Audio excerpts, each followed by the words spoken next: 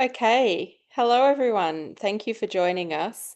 We're very, very pleased to have you here with us tonight. My name's Erica. I am working for the World Health Organization, and I am one of the organizers of this series of webinars.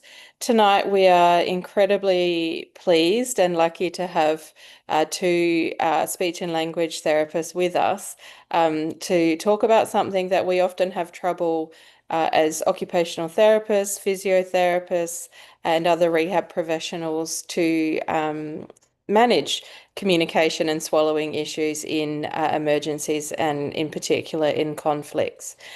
I'll just have a couple, many of you will know, we have a couple of slides just as housekeeping. We do have Arabic translation available for you. If you would like to use the Arabic translation, please click on the three dots at the bottom right of the screen and then select the globe icon for interpretation and choose Arabic. This is live translation. If you prefer not to hear the English audio in the background, you can click on the globe icon and mute original audio. We will now enable interpretation, and then you can follow these steps to turn that on. If you would like other languages, including Farsi, please use your caption-based translation. So that's the instructions are also there on the screen for you.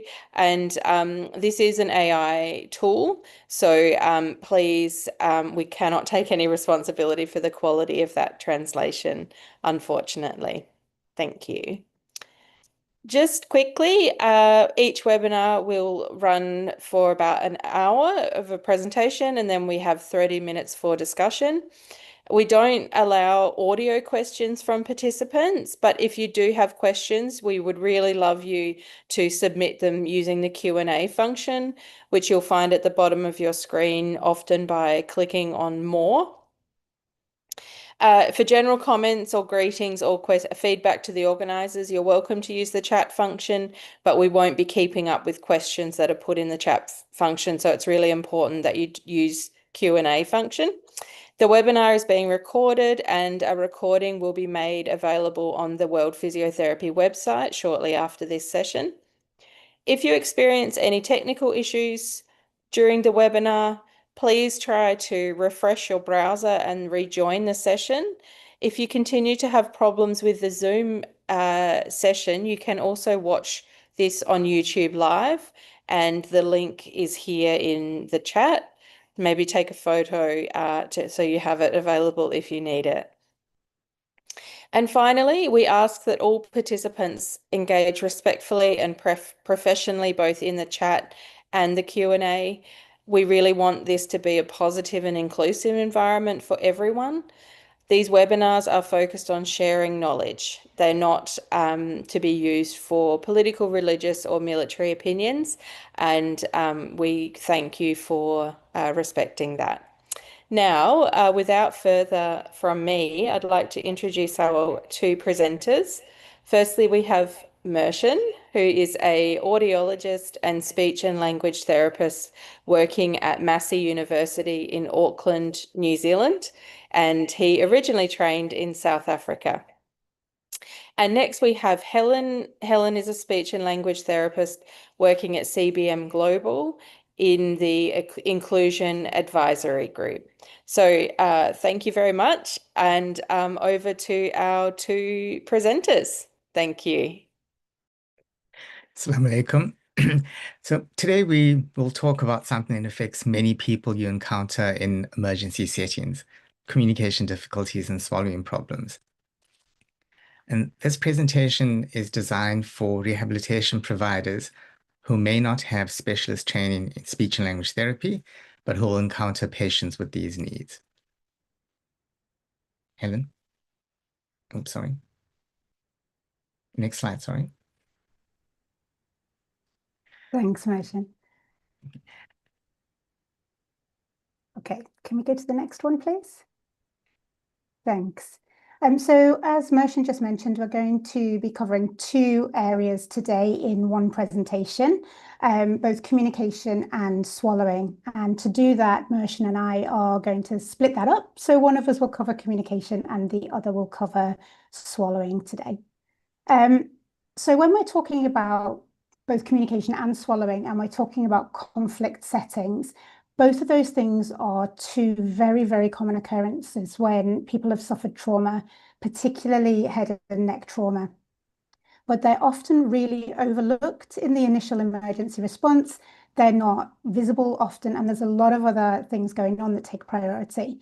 But we're going to talk today about why it is really critical to think carefully about communication and swallowing in these patients.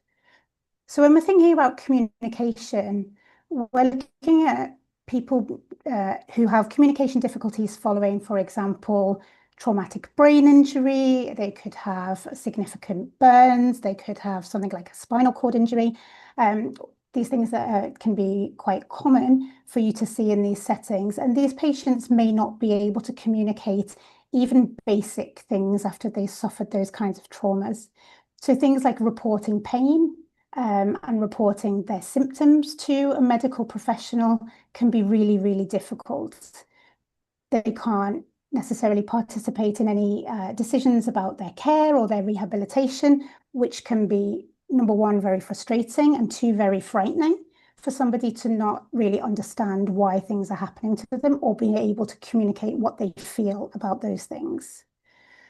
And being able to express their emotional and their psychological needs. So often, finding themselves in a very distressing situation, but not being able to express themselves can cause a lot of distress, not just for them, but also for their family and the people around them who may not be able to understand what they're trying to communicate.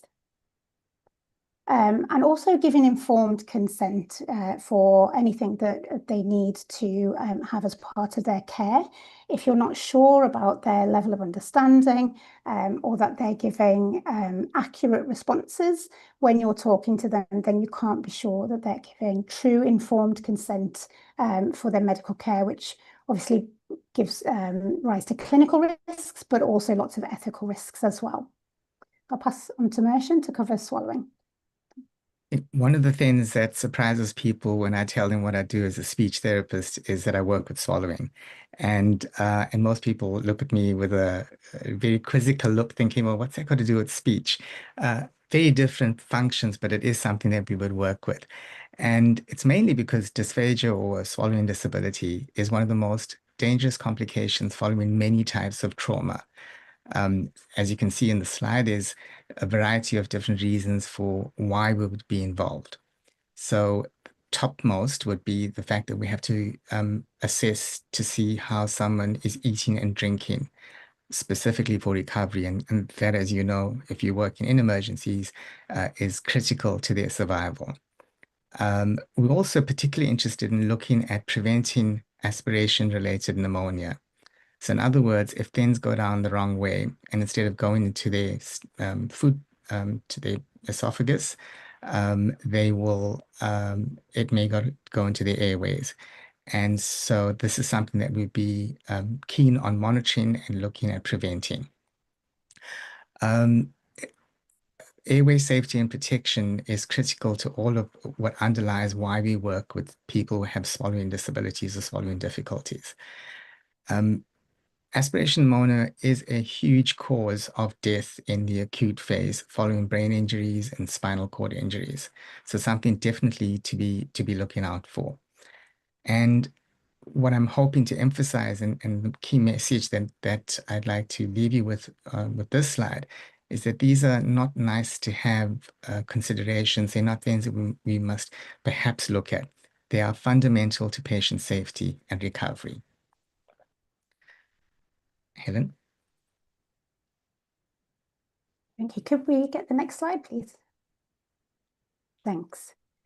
So when we're looking at the different types of conditions we might be considering in emergency settings and in conflict settings, we've just covered a few of the most common ones here, but a lot of the communication or swallowing risks we'll be talking about today could arise from many, many other causes as well. But you can still respond to the symptoms in the same way. So if we're thinking about traumatic brain injury, for example, a patient might present with language difficulties, so aphasia. It could be that they have difficulty understanding when people speak to them, or they could have difficulty using words either accurately or putting them together in a sentence in the right order. They could be jumbled or not make sense, or they could struggle to find the right words to express what they're trying to say. They could also have dysarthria or other speech sound difficulties, where the way that they sound when they speak, they have the words that they want to say, but the way that they say them might be very unclear.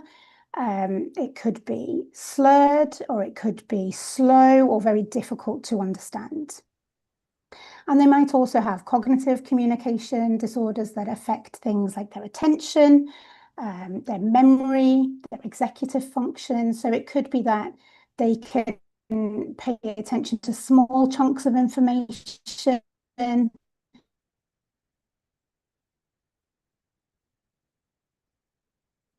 but not extensive amounts of information times before, or that they can't organize their communication very effectively. If I'm just going to go down the communication column, and then we'll pass over to talk about the same conditions, but how they affect swallowing as well. So with spinal cord injuries, you could have voice changes that affect the way people sound when they speak. So they've got the right words, and the way that they're moving their mouth is accurate, but the way their voice sounds could change with different types of injury. It could be hoarse, it could be weak or breathy or croaky. They could be a ventilator dependent patient, which means that they can't communicate verbally at all for a period of time, which can obviously then be really distressing when a person is then able to communicate and then they come off a ventilator and maybe not be able to communicate comfortably at first. It can cause a lot of distress as well. When we're thinking about burns, particularly head and neck burns, then those burns can obviously cause a lot of pain. When somebody is trying to communicate as one thing, it can affect somebody's articulation, the way that they move the muscles for speech, meaning that they might not be able to express themselves clearly, or it's too painful to express themselves. And also, if they've been in a situation where they've acquired a burn, they may also have had smoke inhalation that can affect their larynx quite significantly as well. When it comes to blast injuries, hearing loss is one thing that you need to look out for. So somebody who was typically hearing before an event may then not be able to hear after and be very distressed at that. And also then it might be difficult for you to understand why they're not understanding you if you haven't tested for hearing loss. And also if they've got a hearing loss and a traumatic brain injury at the same time, then not only can they not hear what you're saying to them, but they also may have difficulties expressing themselves as well. And then when it comes to polytrauma or critical illness, we've got things like intubation. So if somebody's intubated, then they can't communicate verbally at that point, but it can also cause laryngeal damage as well, particularly if it's been done rapidly in an emergency situation that can then affect a person's voice. With tracheostomy, then a person can't communicate when the cuff's inflated, but only if they have a speaking valve. And again, that can cause a lot of distress if somebody is very surprised they wake up and they can't communicate at all. And then we're looking at alternative forms of communication to be able to have them express themselves in a way that they feel that they can tell people what they need and what they want. They may also have things like delirium and fatigue. Things like medication particularly can affect people's functioning. They may only be able to communicate for short periods of time or take on information in very short bursts because of fatigue as well. So they're just a few conditions with common communication risks that you might come across, but also at the same time, those conditions also have swallowing risks as well. Motion. And as Helen says, if you look through all those conditions, we have covered, as Helen has so nicely done, all of what might impact on a person's ability to be understood or to express themselves. With regards to swallowing, and one of the key things you might have heard Helen mention when she talked about traumatic brain injury or people with tracheostomies, for example, is that their voices might be it may be difficult for them to use their voices. And if you think about where their larynx is and how there's a shared pathway between the airway and the swallowing pathways, then this, of course, makes sense to understand that a swallowing risk is usually something that may co-occur with a person who has, for example, these common conditions that we've listed here. So with regards to swallowing across the first condition with traumatic brain injury, dysphagia, yes, is extremely common in anyone or usually people with moderate to severe traumatic brain injuries. And some of the difficulties, and we'll talk a little bit later about how to identify these, but one of the key things that you may identify at this point is what their voice quality sounds like and whether there's a wet and a gurgly voice. Again, like I mentioned, we will come back to this a bit later. With regards to spinal cord injury, especially those with anterior cervical surgeries, almost always have a dysphagia that lasts for up to 2 weeks because of the route of entry and because of the nature of the surgery, that they have to bypass the swallow mechanism in order to do the surgery. And of course, this impacts on the vagal nerve and the function of the nerve on how the larynx itself can adduct and sort of close off the airway. And as a result, you will end up with difficulty swallowing.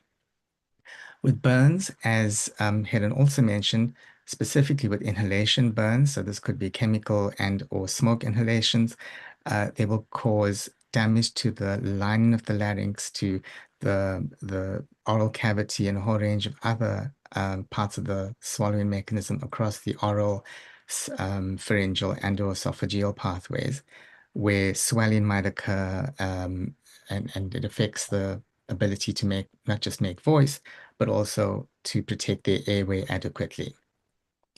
With blast injuries, there's associated with all of the trauma that may assist along for what explains communication barriers, there may be other related issues impacting on swallowing. With polytrauma, even something like a small or short-term intubation may cause damage to the parts of the larynx as the intubation, especially if it's a traumatic intubation, occurs. And in short, I think one of the key things we'd like to emphasize in this slide is encountering people with these common conditions may almost always result in both communication and a swallowing risk. Next slide.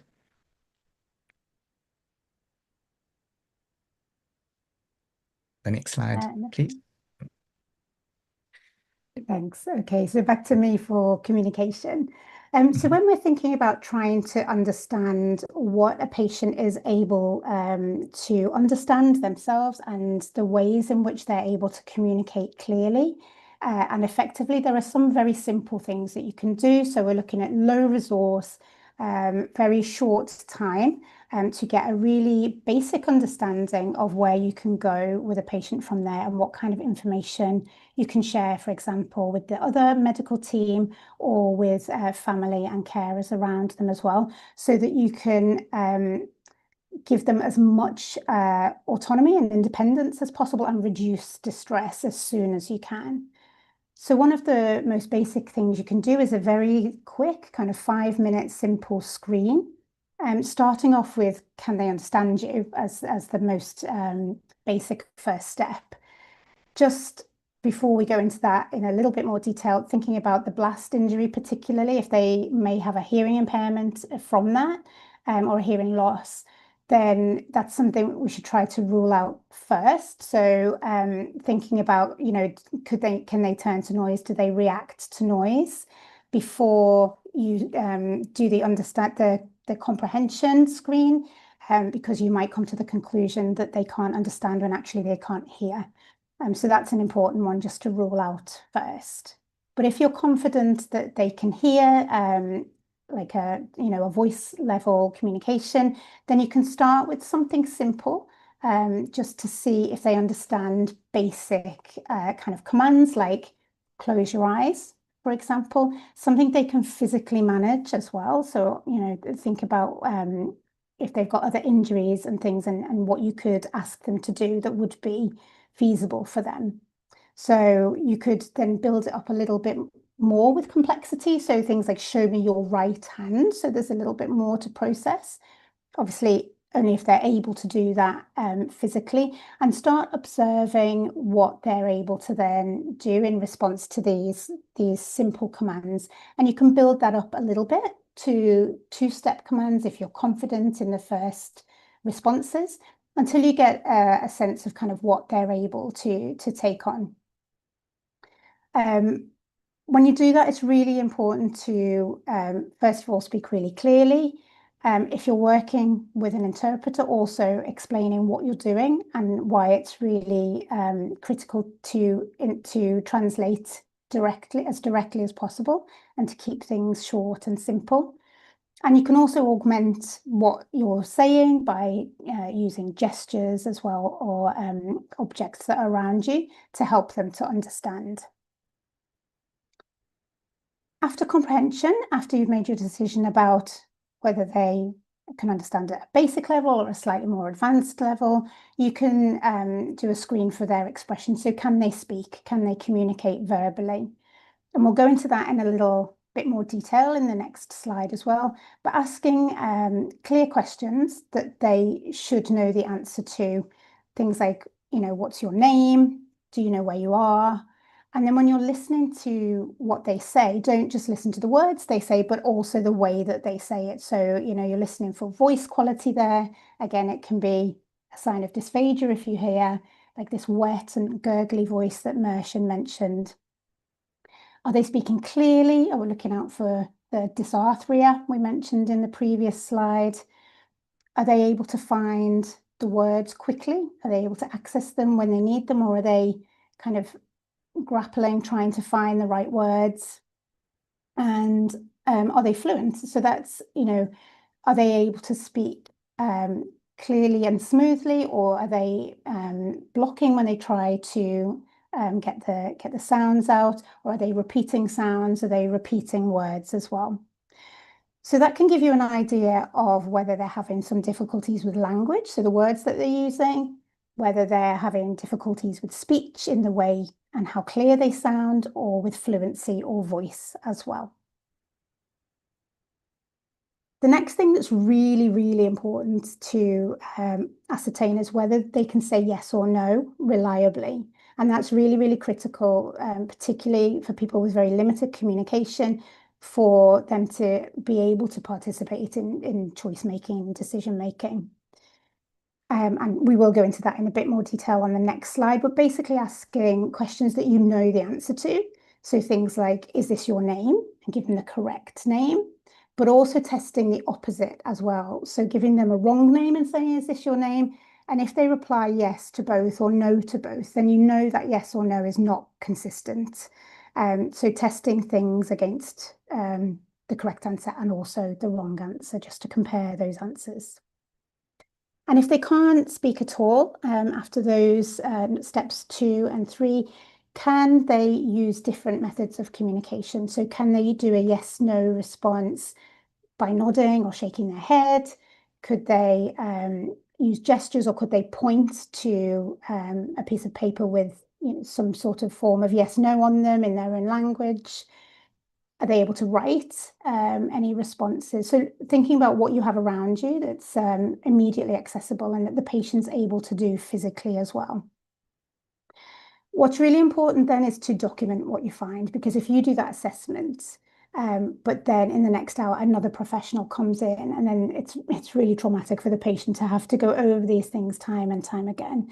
So important to document what you find so that you can share that with the other medical professionals, but also with the family as well, because they may be communicating with the person thinking that they understand everything they say and they don't, or that they don't understand why that person's not able to speak, and you can give them other alternatives to say, you could ask yes, no questions and they can answer in this way, which gives them a little bit more possibility for interaction.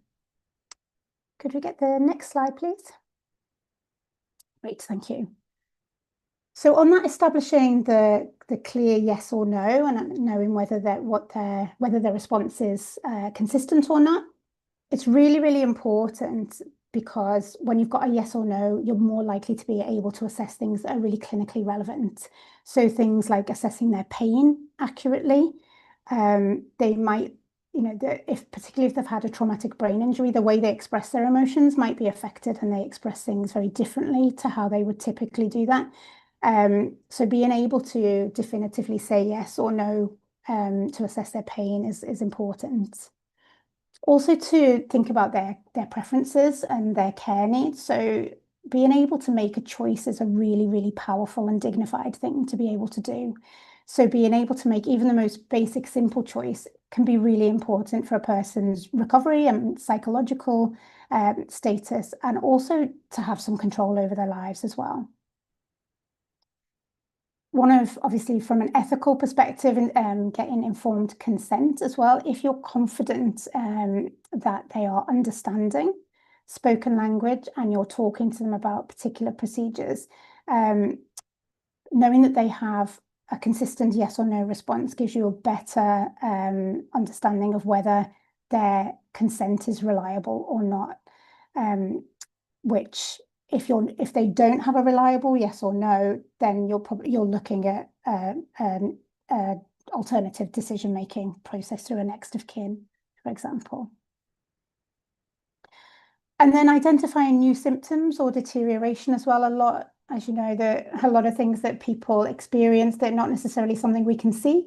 And if somebody can't communicate that their pain level has changed dramatically, or they're feeling something different and they can't report that change, then that can, number one, be a clinical risk, but number two, be very, very distressing for them as well.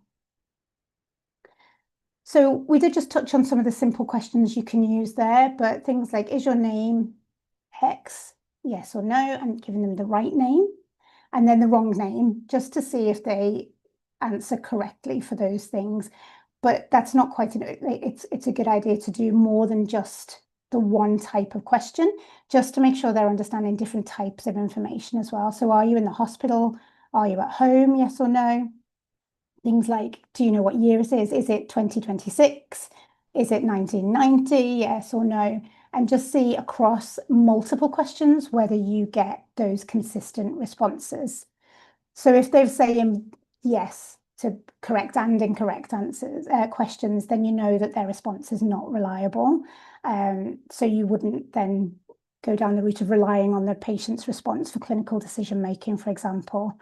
You could look at them trying to express themselves using alternative methods, but again, if you don't feel that's reliable, then you could use that more for basic choice making over things like, what they would like to choose to eat or drink, for example, but not necessarily around more significant clinical decisions. Next slide, please. Okay, over to Mershon.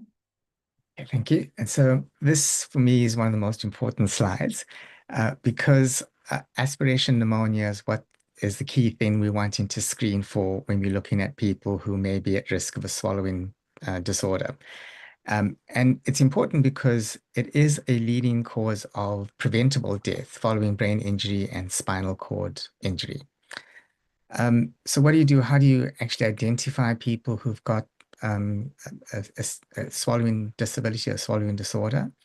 On the left-hand side of the slide, there's a list of several warning signs for people who may have a swallowing difficulty. Foremost, and I think this is an important point to come back to when Helen spoke earlier on about the people with voice issues, and I made reference to that again. Because of the larynx being the opening to the airway, if you can hear that someone's voice is wet or gurgly, um, then it's more likely that they have a risk toward an aspiration-related risk, that is. So that is one of the key signs, is listening to voice and whether it's wet or gurgly voice, especially after swallowing. Just one up before that, I've listed communication or coughing or choking during or after eating or drinking. Very obvious sign, and of course, these are things we would naturally respond to and go, "Oh, there's something wrong here." So we might be able to use coughing and choking as something that identifies a potential swallowing risk. However, not everyone will cough and choke all of the time. And the notion of people with silent aspiration, in other words, people who will have no obvious coughing response to material that's into their airway, is something that we need to be aware of. And this is typical of people who may have had neurological impairments, usually. So, for example, people post-stroke. And I know that we're talking about trauma, for example, here, and not specifically focusing on things like stroke.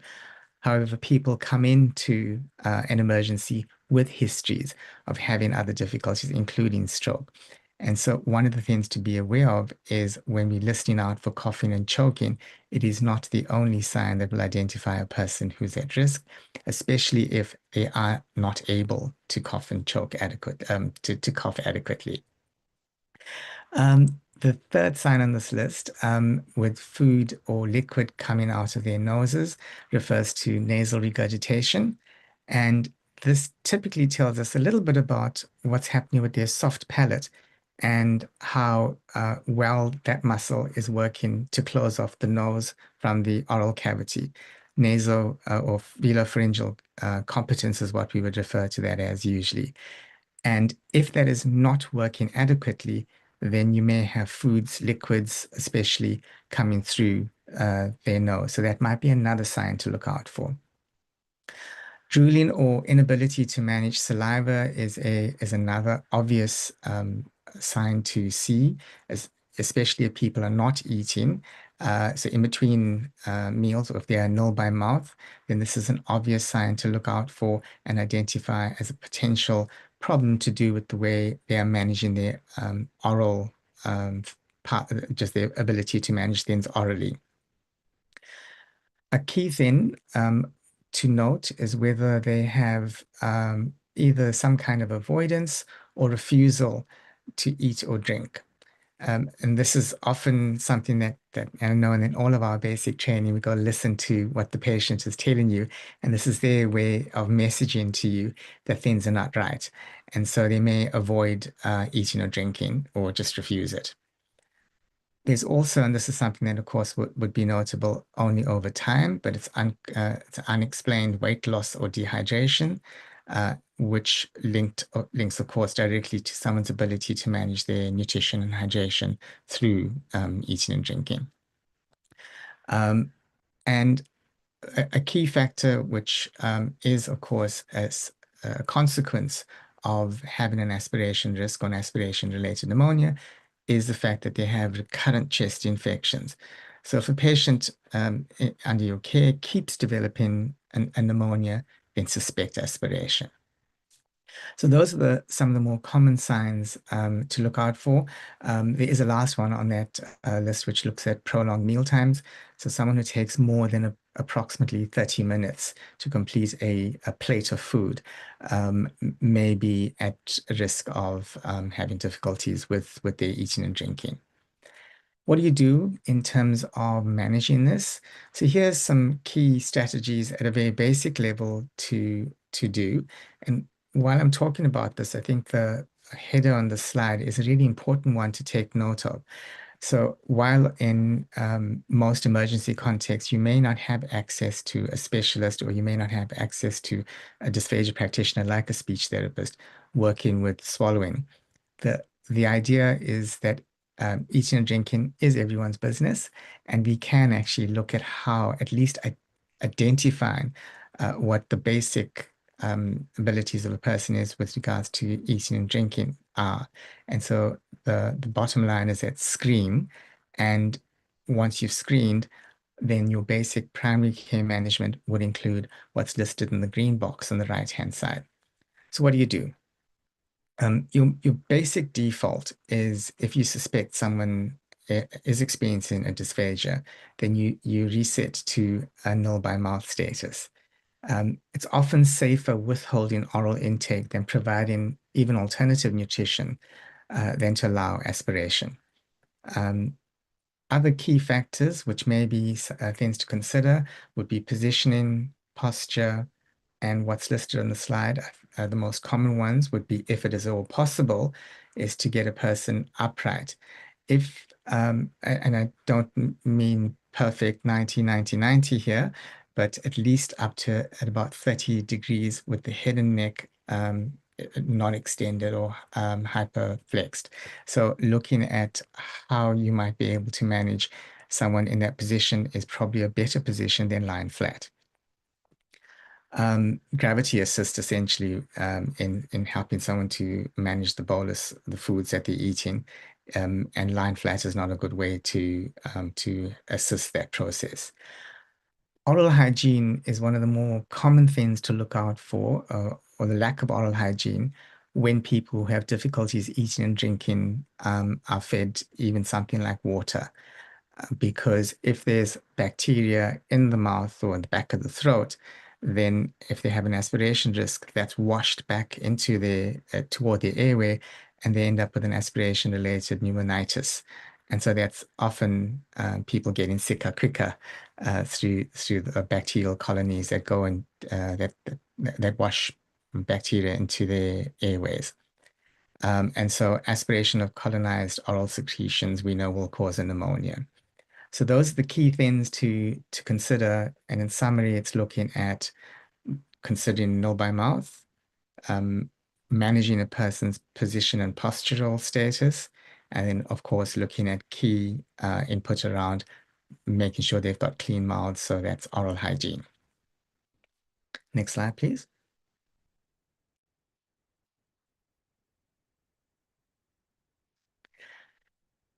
Okay, thank you. So this is just a quick review of stats for those of you who enjoy numbers. So if you look at the people that you might potentially work with in emergencies, like it says in the first block on the left-hand side, up to 50%, 1 in 2 people who have TBI will have dysphagia. So in emergency settings, especially where formal screening might not happen as a matter of routine, many people are fed without anyone actually even realizing that they can't swallow safely. So something to watch out for, of course, especially if people have not been screened for a swallowing disability. Up to or between 30 and 50% of people who have been tracheostomized or are on tracheostomies have swallowing difficulties. In fact, the tracheostomy itself may disrupt the normal swallowing. And all you have to do is to think about the weight that a tracheostomy tube adds to the larynx. And because the larynx is so significant in helping us to swallow safely, that added weight reduces the elevation and anterior movement to the larynx, which allows us to swallow more safely. So that is a difficult thing for people to manage if they've got a tracheostomy, and therefore results in their increased risk of a dysphagia. I've mentioned this earlier on, and just to reiterate, to push the point about silent aspiration, it is a very dangerous form of aspiration because we can't on the outside pick it up. Just by looking at someone, we can't tell if they're aspirating, especially when they don't have adequate ability to cough or to respond to a material like water or saliva or even their own mucus, any of their body fluids that might be entering their airways. So the first thing that you might only pick up if someone is silently aspirating is a chest infection, and that could happen many days later. So if you're looking through understanding a bit more as a health practitioner working in emergency situations, these are some of the things to look through and be aware of as you work with people for how an aspiration pneumonia would develop. So for those people who will have neurological injuries, it weakens their swallow reflex, and this includes their sensory abilities, so which of course is the ability to cough. and their protective cough reflex may be reduced. Secondly, if you look at how they manage foods, liquids, and as I mentioned earlier on, even if they nil by mouth, they still have a risk of aspiration on their body fluids like saliva or mucus. So looking to see how that is managed by a person with a swallowing risk. I mentioned earlier on and want to reinforce that bacteria from the mouth colonize the lung. So if someone's got poor oral hygiene, they are at an increased risk of aspiration-related pneumonias too. And of course, the infection develops once it enters their lungs, and you've got a pneumonia, which in someone who's already sick can be quite fatal. So this process of how someone develops aspiration-related pneumonias is something that we need to all be aware of when working with people who are at risk of this. A quick note around, especially people working in low resource settings, is that this risk is considered to be even higher, specifically because we don't have any formal established methods to screen, or if they are untrained carers, or perhaps maybe people who are not in the right sorts of positions, so they're in suboptimal positions. And of course, like I mentioned, poor oral hygiene and also where there's limited antibiotics to help someone. Next slide. And Helen. Yep, so still looking at the common complications in this setting, but from a communication perspective. So communication breakdown, it can happen at lots of different levels and for many different reasons, particularly neurological reasons. But the reason for it happening is important to understand because it changes the way that you respond to it. So, for example, if a patient can't understand spoken or written words, it could be that they have a receptive aphasia or dysphasia, which means that they can hear you okay, but their brain can't decode the language that they're hearing. So they can't make sense of what they're hearing. It means that they can't follow instructions or they can't understand what's going on. But it also might be because they've got a visual deficit if they're looking at reading, written words. It might not be that they can't understand, but they just can't see what's in front of them. And if they didn't have a visual difficulty before, then it might not be something that the family or the carers are able to tell you has changed either. Or it could be a more broader cognitive deficit as well. Also, like Mershan mentioned earlier, and applies to all the things on this slide, is that people come in with pre-existing diagnoses as well. So you'll get people with learning difficulties that also then have a traumatic event as well. So thinking about and talking to the family or anybody that knows that person about their pre-existing history is also important. They might not be able to say words, so their understanding may be okay, but they're not able to express themselves, which we touched on before, but that it could be expressive aphasia. So they know what to say, but they can't find the words or they can't put them together in the right order to make sense. Or the words that they say might be all jumbled and kind of nonsense words as well. Or it could be that they do have the words and they know what they want to say, but the muscles of the mouth are either the nerves are not controlling the muscles well, or they have some sort of facial trauma that can cause a dysarthria or an articulation difficulty, which means what they say could be very, very difficult to understand. If they can't write words, again, that could be part of an expressive aphasia where they can't find the words that they want to write if they're not able to say that verbally. It could be due to a unilateral weakness, particularly on if they have a dominant hand. It could be they could have a neurological neglect, so they can only process information on one side of their body, or it could be a dyspraxia, so affecting their coordination. And the same, very similar things for gesture as well there. So they could have a weakness or a dyspraxia, or again, a cognitive impairment that means that they can't make the gestures that they want for expressing themselves clearly. Also, when we're thinking about voice that we've mentioned a few times as we go through, they might have a very clear voice but unclear speech, or they might have clear speech but an unclear voice. So those two things can be independent, or they can co-occur as well. And that could be a dysarthria if they've got unclear speech, or some oral or facial trauma, or like we've mentioned a couple of times, a tracheostomy that's affecting their ability to express themselves clearly, even if they've got the words that they want to say. And then if they speak but the words make no sense, again, we're possibly looking there at an aphasia or some confusion or some delirium where what they say just doesn't make sense. The words are put together in the wrong order, or they've chosen the wrong vocabulary, and it doesn't make any sense. But also some people who also have a receptive aphasia may not be able to process that what they're saying doesn't make sense either. So they have no idea, and they think that they're talking and everybody's understanding them. So it can be really, really frustrating when nobody's responding to what they think they're saying as well. Okay, next slide, please. So just focusing a little bit more on tracheostomy there. Tracheostomy diverts air away from the vocal cord. So a patient can't make any sound at all when the cuff's inflated, which can, if a person finds themselves in that situation unexpectedly, can be really, really distressing for a conscious patient.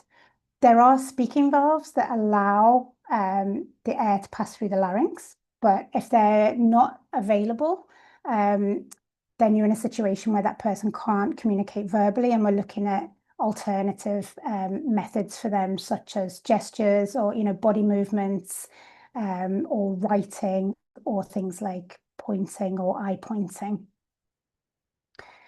They might also try to mouth words silently, so they're trying to talk but they can't get the sound out. So you could also try to get kind of face to face with them so they know that you're paying attention and interacting with them, and try to read their lips. If their comprehension is good, you can maybe say to them, try to just say one word at a time, or try to make your mouth movements really clear, and then try to lip read what they're saying.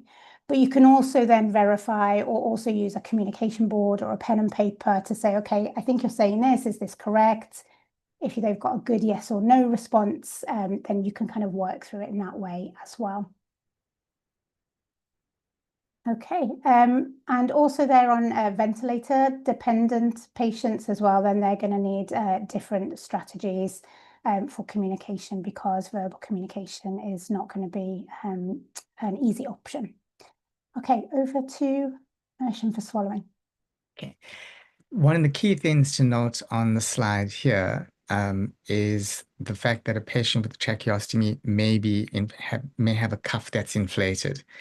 And there's a common a misconception that occurs with regards to the fact that when the cuff is inflated, there's an understanding that the patient cannot aspirate.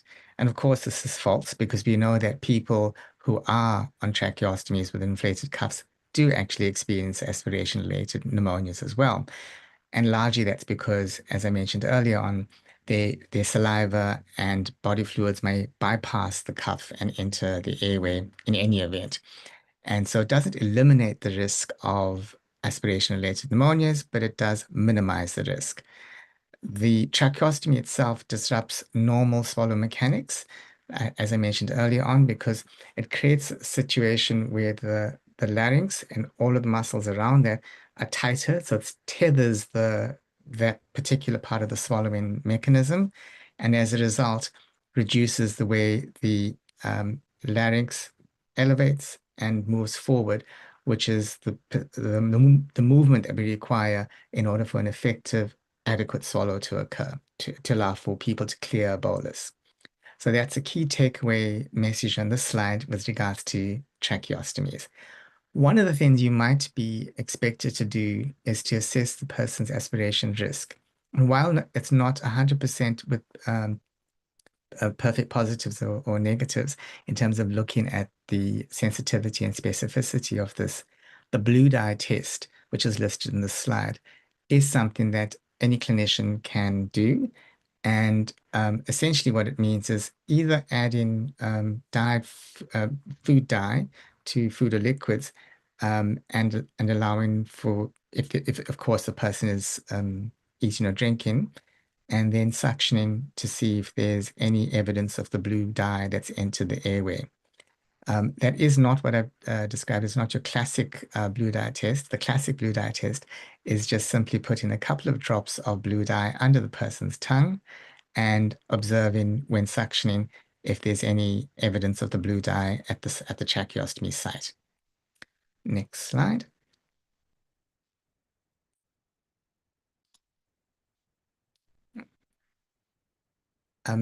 We've covered a fair amount of sorry.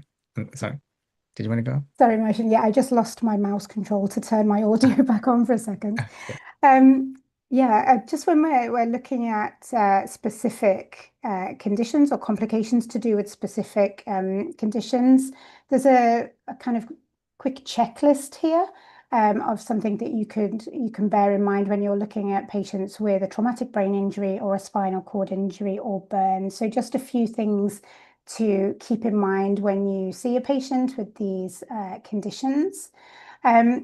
So for traumatic brain injury, might be looking at amnesia in that situation, but also like the way that they communicate, if they do have amnesia, might be unreliable and might change and be unpredictable as well. So they might be a little bit more able to be accurate and responsive at one time of day, for example, and a little bit less at another time of day, or not really remember what's happened or what you've told them in the past.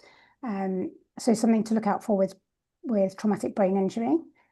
Also with behavioral changes affected with associated with brain injury as well. So they could be behaving in a way that's not typical for them, that could be quite distressing for both themselves and also the people around them as well, and affecting the way that they interact with people around them.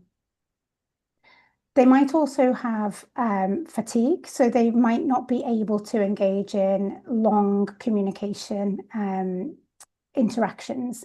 So short and clear and to the point and prioritized is probably going to suit them much better, so that they're able to take on the information and retain it much better and be able to respond more appropriately.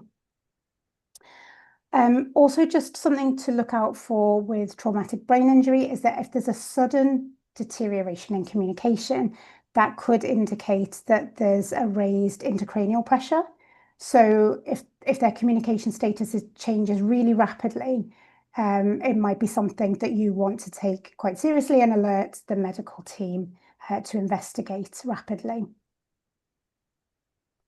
When we're looking at spinal cord injury, any injury above C4 can affect the respiratory muscles. So that could then affect the voice. It could affect like stamina, vocal stamina, so how much somebody can say on a breath. It could affect the voice volume as well, and the voice quality.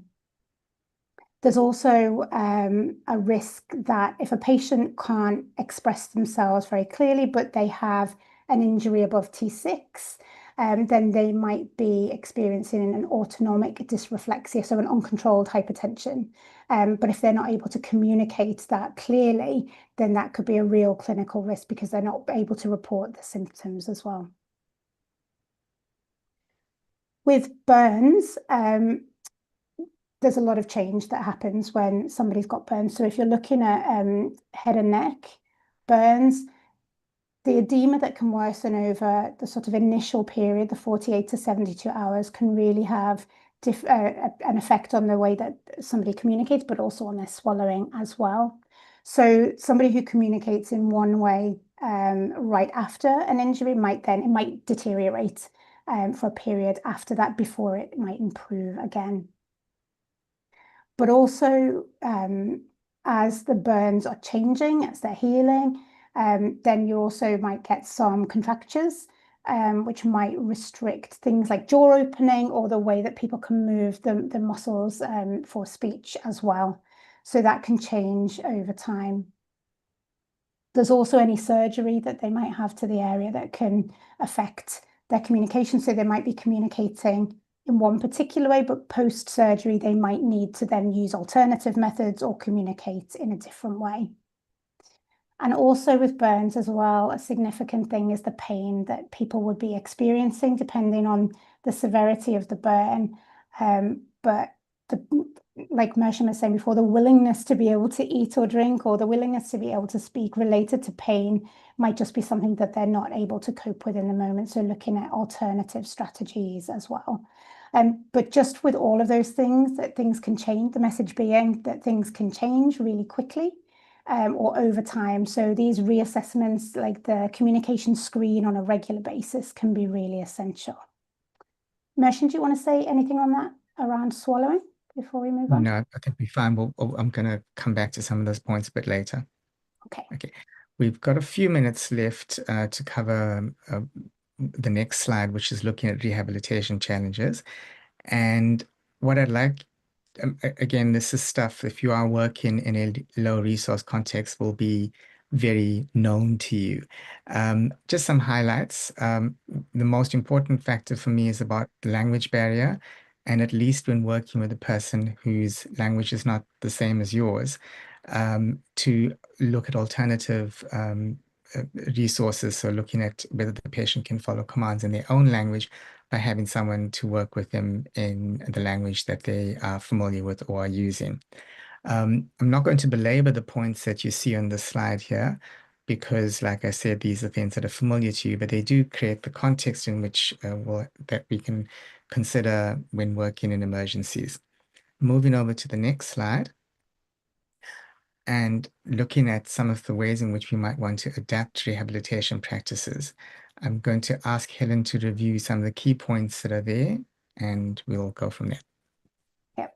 Thanks, Mersham. Again, not to labor the points because we have covered a lot of this in what we've talked about so far, but some practical strategies that you can put into immediate use are things like simplifying your language. So short, simple, clear, slow, one thing at a time.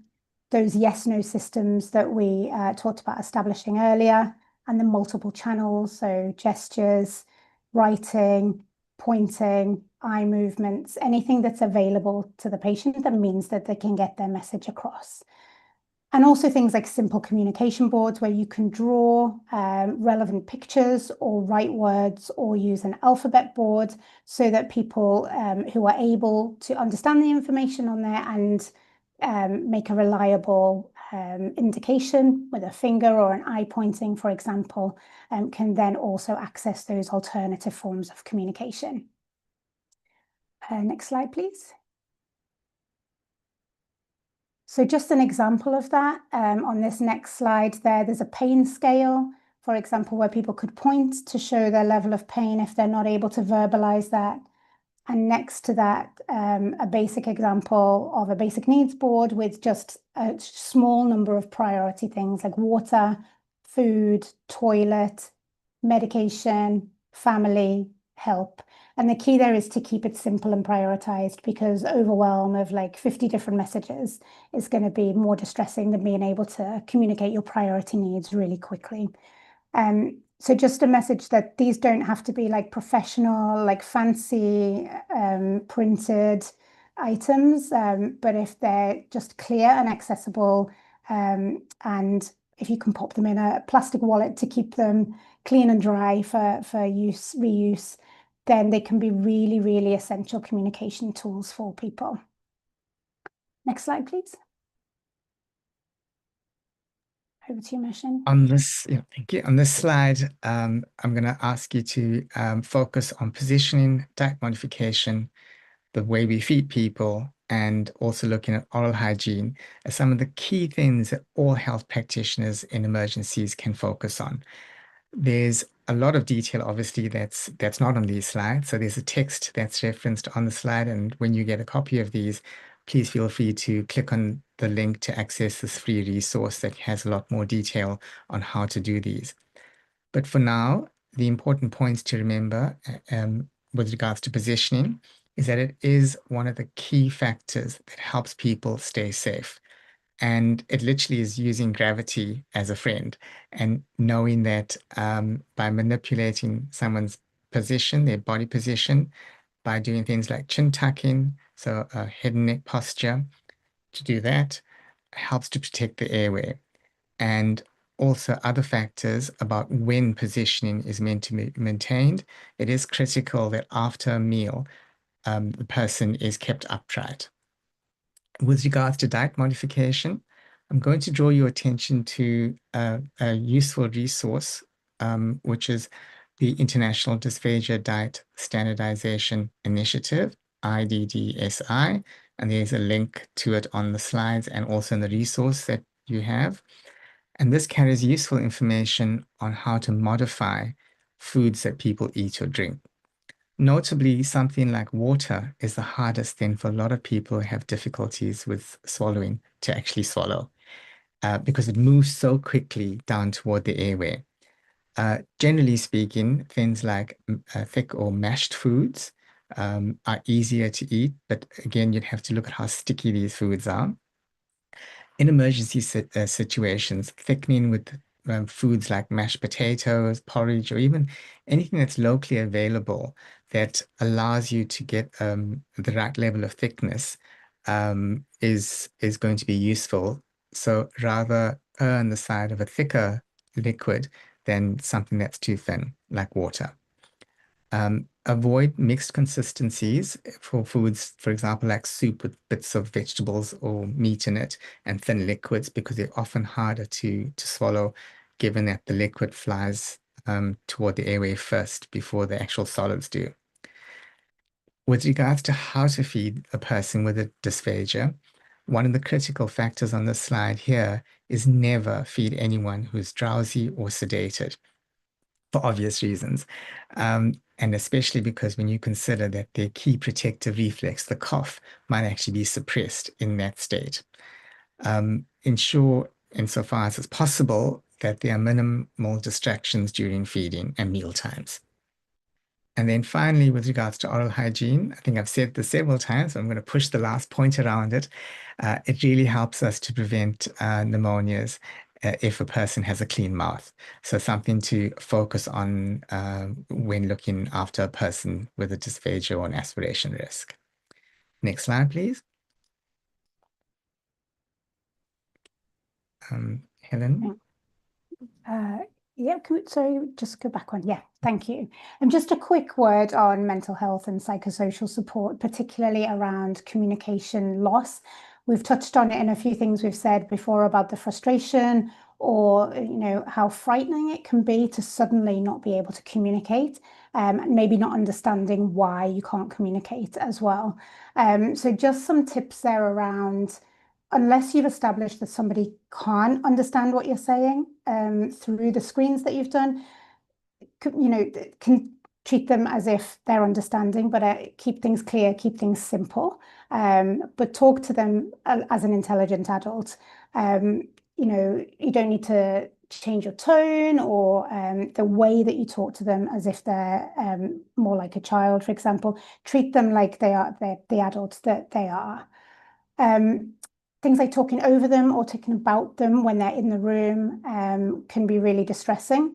So directing communication towards them, even if you need actually responses through the carers for more detail than you can get from the patient, actually talking to them can be really important to give them a sense of autonomy, to give them a sense of inclusion and what's happening around them and to themselves.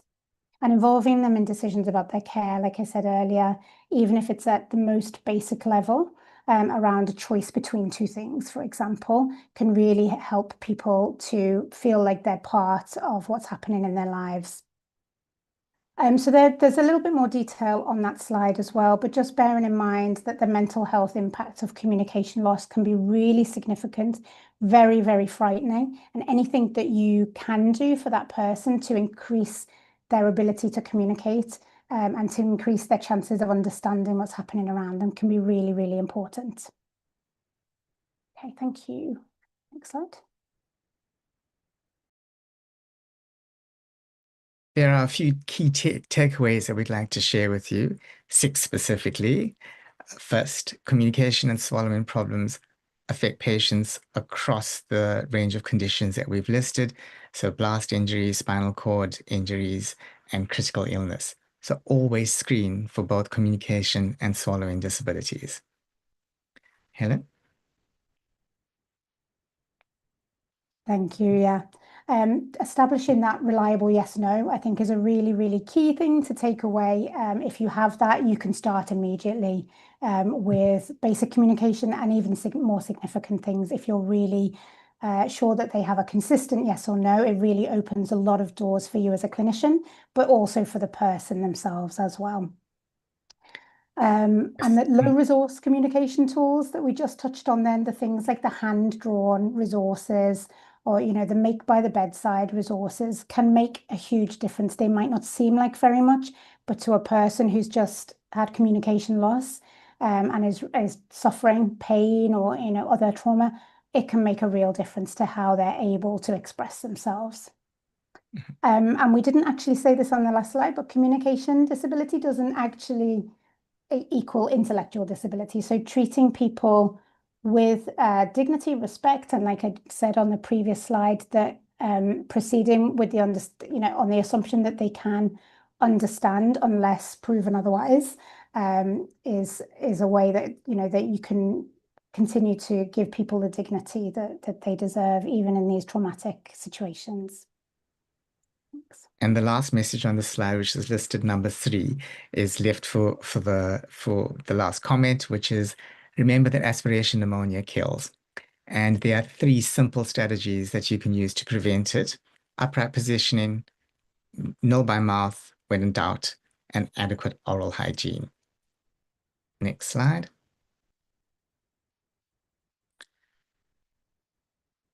So even with these strategies, specialist input is essential in some situations. If it's available through the field hospital, telemedicine, or even through the organization that I represent, which is the International Association of Communication Sciences and Disorders, abbreviated confusingly to IALP, to its old name, has an expert roster of people to call on. So please do lean into these resources and refer to them as need be. There's a range of referral indicators that we've got listed. So with regards to when you might want to make the call for a referral, and it ranges through acknowledging that an active aspiration does require specialist assessment. If you're working with a tracheostomy patient, then you do need some specialist input for how to manage their cough, for things like speaking valve trials, and also for assessing the ability to swallow safely. Thirdly, and I'm going to let Helen talk about the last 2 points here with regards to communication as well. Yeah, so thanks, Motion. In terms of the need for alternative or augmentative communication assessment, as a longer term, if somebody is going to have a permanent communication loss, then they might need then some more significant input around alternative or augmentative communication methods for them going into the future. So if that is available through services where the patient is, then referrals to those services would be essential for them to be able to use more significant alternative or augmentative communication. Yep, I think the last one's there about oral feeding, Motion. Oh, sorry, Yes, there's one on aphasia. I missed one, sorry. Yeah, and severe aphasia, if you do find a patient that's got really significant receptive or expressive language difficulties, that they're really struggling to understand what's going on around them or communicate verbally, in a way that makes sense, then also if those services are available, then a referral would be recommended. Sorry, Mm. back to you, Motion. Yeah. And I think the final reference or the important point to note is that there are resources to use. So please do reach out. The email address that you've got there actually needs some modification, but it is the CEO at ialp-org.com. And we'll amend that and make sure that the slides have the correct email. So please do consider referring to resources via the IALP. And yeah, we hope that this is a useful pit stop for you to make when working with communication and swallowing in emergencies. And the last slide is the thank you slide. So thank you. And yeah, there's going to hand over to our facilitator for any questions and discussions. Thanks, Mershan and Helen. That was absolutely great. So much useful information in there. Can I just ask one of you to maybe put the correct email address in the chat? Helen, just quickly, I'm going to go back. There was just a question here. In use multiple channels, can you just clarify what you mean by speak and gesture simultaneously? Yeah, sure. So if you're using verbal communication to talk to a patient, then you can augment or make give them an alternative to tune into as well. So as you're speaking, you can use gestures. So use your hands. You can also use facial expressions to help to give them another way of understanding the word that you're saying. So you might, for example, you might say, "Do you want a drink?" and make the gesture that looks like you're having a drink at the same time. So you give them as many opportunities as possible to understand the words that you're saying. Great, thank you. Mershan, I'm going to come to you. This is a tricky one, and I think that it's okay if you don't have the perfect answer, but a lot of our participants are working in countries where access to things like feeding tubes and feeds is very, very limited, if not impossible. What sort of advice can you give to them about if they want to go, if the recommendation would be to go nil by mouth, how can they make some kind of oral intake safe? Or what would be your suggestions in the absence of kind of, so essentially trying to find that balance between safe swallow or safe feeding and avoiding aspiration pneumonia, but also meeting nutritional needs? Very hard one to respond to, and something that I've Sorry. no, no, it's fine. But something that I faced myself and have had to make a decision. So often I return to what is the issue? Why do I determine that this person's not safe orally, and then address that problem? So, for example, if they're not safe on thin liquids, then we might have to make a decision to thicken liquids. If they're not safe on thick, sticky foods, we might have a look at how we make the boluses of the food itself cohesive. So balls of rice, for example, fortified with butter might be a better option than a porridge. Looking at things like thickening juices or thicker soups that are cooked and then cooled down to allow a person to swallow that more adequately. It's a really controversial response that I've given because a lot of people from other professions, for example, dietitians, nutritionists, may disagree with some of the suggestions for how you consider feeding. So do consider working with the whole team and looking at how, especially the modality of feeding. Mm. But I do agree that there's when you're in the situation, what do you do? And again, I'd like to point you to that book that I made reference to, which looks at addressing both specifically swallowing in underserved communities or underserved Mm. populations. Thank you. And there's been a couple of questions as well around, and I know you've both covered it, but just to reiterate that any kind of oral intake in someone that may have an impaired swallow, we want them sitting upright, want them awake, all of those things as well. Yeah. Yeah. Um, So sorry, I'll let you.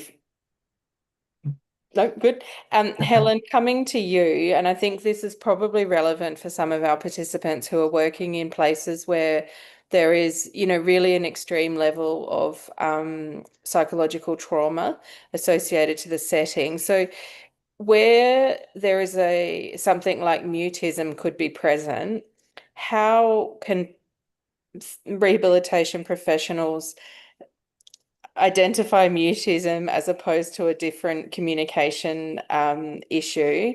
And what would be your advice for people working in those settings with people that they suspect may be experiencing mutism? Yeah, it's a difficult one in these settings because often mutism is something that um, over a period of time people may feel comfortable in particular situations or with particular people communicating, and in others not. So in the initial stage, I'd say it's hard to make that diagnosis. But I think in a lot of these things, responding to the symptoms is the way to help the person initially. So, getting bogged down in a diagnosis might take a long time and not be particularly helpful in that moment. But if somebody's not communicating verbally or, isn't comfortable, is fearful, has chosen not to do whatever the reason is for them not communicating verbally, could they communicate using those alternative formats? Can they write? Could they draw? Could they use gestures? Can they point to objects? So still giving them the opportunity to communicate at whatever level and through whatever means they feel comfortable with in that moment. And then as things progress and over a period of time, then it might be a decision for a referral to a professional speech Yeah. language therapist if they're available, which we understand is not always the case, but responding in a way that gives people a method of communication that they're comfortable with in that moment is, I think, the best thing that you can do in an emergency situation with the resources that you have. Yeah. So just trying lots of different options for communication and hope and in the hope that there might be something that's acceptable to that person. If you do suspect it as Yeah. well, if there's psychological support, obviously go down that route as well, Yeah. if that's available. Yeah. Yeah. Great. Thank you. A quick question for either one of you. Can you use fingers to cover the port of a tracheostomy to create voice? Um, I can start the answer if that's okay. It's referred to as minimal occlusion, and yes, it can be used, but often you'd have to assess the overall ability of the person to breathe with Yeah. if their airway is occluded. So minimal means literally a second or two to establish whether they can produce voice or not. But if it's used as an ongoing method for voicing, then it means, and especially if there's obviously risk to the ability to adequately breathe, then you're not going to be using that as a primary method. And I'm sure Helen will reinforce that that alternative communication then becomes the key strategy in that voice.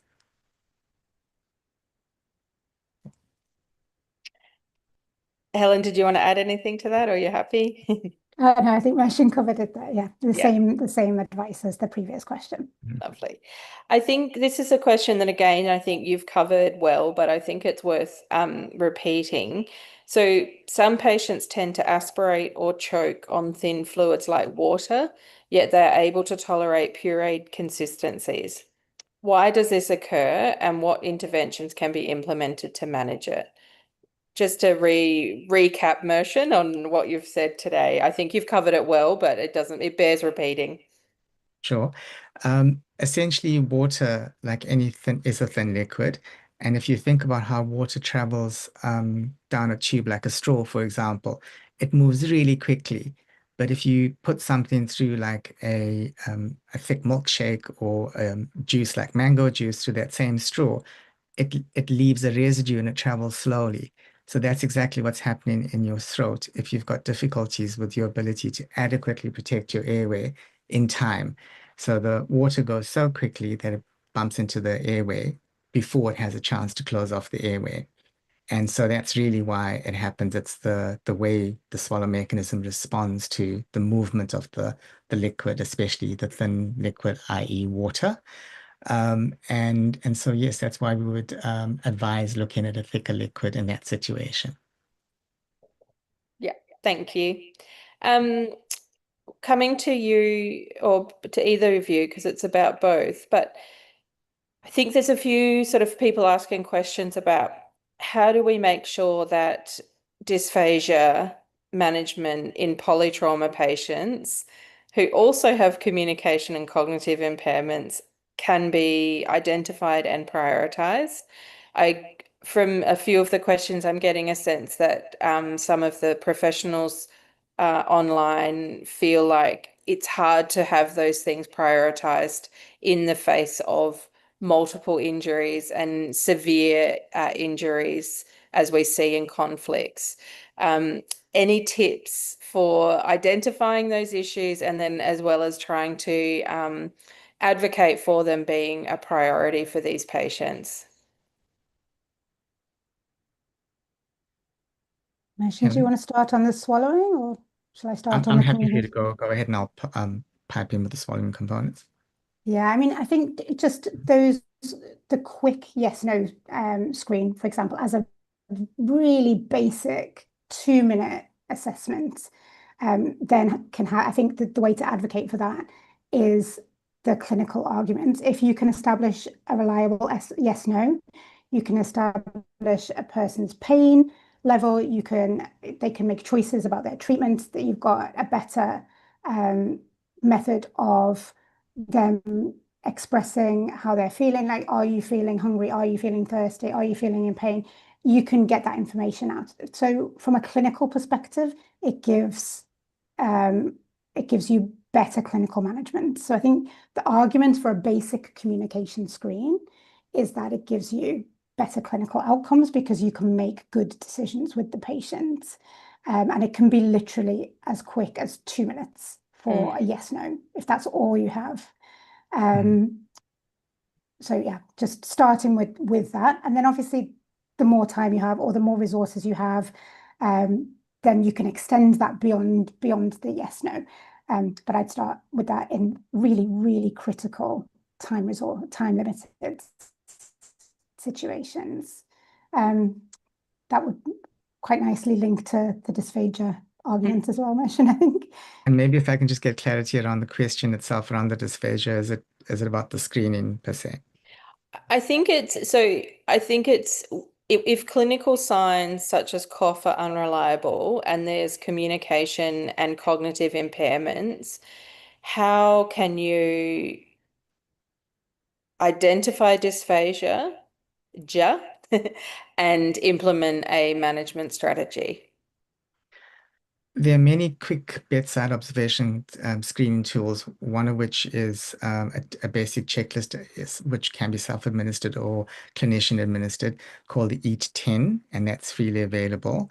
And again, there's a link to that in that text I referred you to. So yes, you can do this. It also takes a few minutes to administer.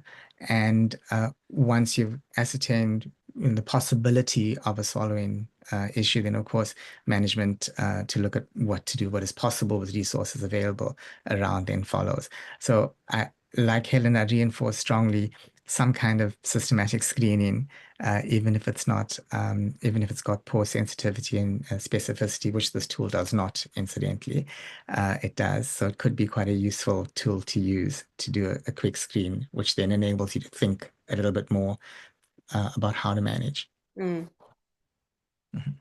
All right, I'm going to create one last question for you both. I think we have covered in a lot of the other conditions around the importance of involving family and caregivers in um, implementing rehabilitation interventions as well as preventing complications.